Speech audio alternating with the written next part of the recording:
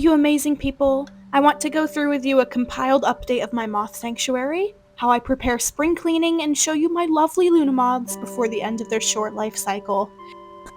Here are some of my beauties, although as you can see, some of the older moths on the bottom of their flight habitat are shredded up a bit, some a lot. That is completely normal, even in the wild, with all the night sky to roam. Their wings become brittle the older they become, and the movements of them flapping and rubbing the edges along the surfaces wears them down a lot.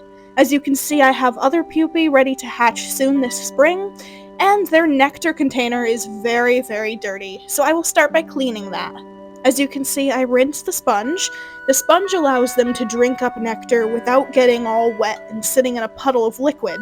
That's not very good for anybody, even if the solution is well mixed. The stickiness of the sugar in the mixture can cling to their wings and legs, and especially if they lay their eggs on it. That is not good, and I have experienced that before with my hummingbird moths or hawk moths, and it is not a pretty sight to see or clean up. This sponge particularly holds a lot of fluid, and I like to put that right on top of a rag so that it soaks up even more, because they do tend to fly around in their container here. It is shaped like a flower and looks like a flower, and the yellow of the sponge really makes it stand out. I even put some fake flour on top of it to make it pop for them, because they see certain colors, and nocturnal insects or nocturnal moths typically like a blue spectrum, but day-flying moths will see more reds and yellows, as far as my research goes. I attempted to collect some of the Luna moth eggs. I had much better experience with the Luna moths than the Polyphemus or other types of giant silk moths, as they actually mated and laid a bunch of most likely fertile eggs, so they do place them in the craziest of places, so you might miss some. It's very important to go back and check every crack and cranny and crease in the flight habitat. And I've collected a lot of eggs. Unfortunately, while making this video, I managed to spill all of the eggs. Practically all of them. All over the floor, all over the cage. It was horrible. As you can see, I panicked and ended the recording. But I do believe I found each and every one of them and put them back safe and sound in their little container, which I'm monitoring every day to see when they hatch. Alright, a little bit more progress. I got rid of another one of the fake leaf vines because they just make way too many eggs. That right there, you could see. Luna moths can be pretty crazy. When they get going, they will fly off. But as you can see them shaking, they warm up their wings first because their body temperature is too low to be able to take off in flight. So when you see a moth shaking, that means it's preparing to warm up the jets and fly away. That is why I have to be very quick when opening this flight habitat, because they will all escape, which has happened before. Oh my gosh. So you can see this. He is crazy. Oh, and he's getting everybody else going. They're gonna fly around. And it just becomes a riot. I mean, look at that. But they are beautiful to watch, and it's very fun to see how they move, and what incredible animals that they are.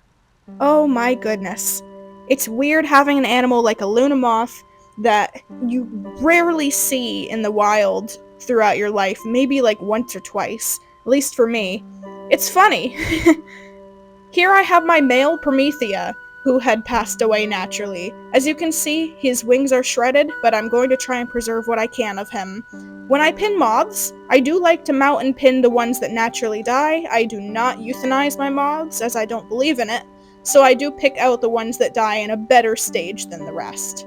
Here's my two best female Polyphemus, and they are pinned and mounted and spread, and I am currently working on reframing them together.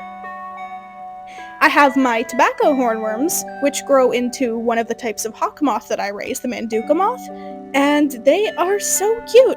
They get pretty angry sometimes, and, sometimes they don't eat when you want them to, sometimes they're very picky, so They're doing okay right now, but at the time of recording this, they were extremely picky and very young too.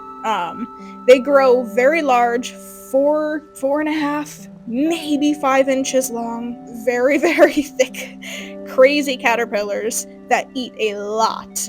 I believe it's like 4 times their body weight a day that they have to eat. So, when I make their food solution, I cut it into little strips and I feed them that, and they eat off of it.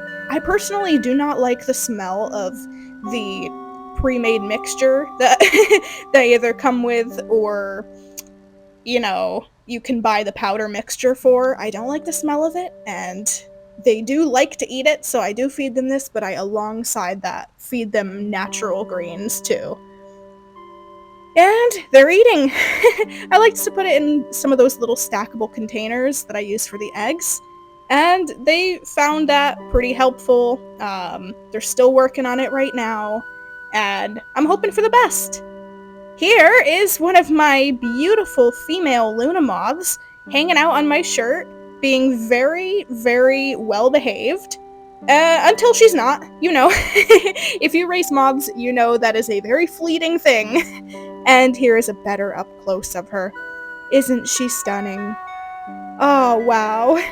Anyways, guys, I hope you enjoyed this video, a little update on everything that I'm working on moth related, and I'll see you in the next video. Have a great day!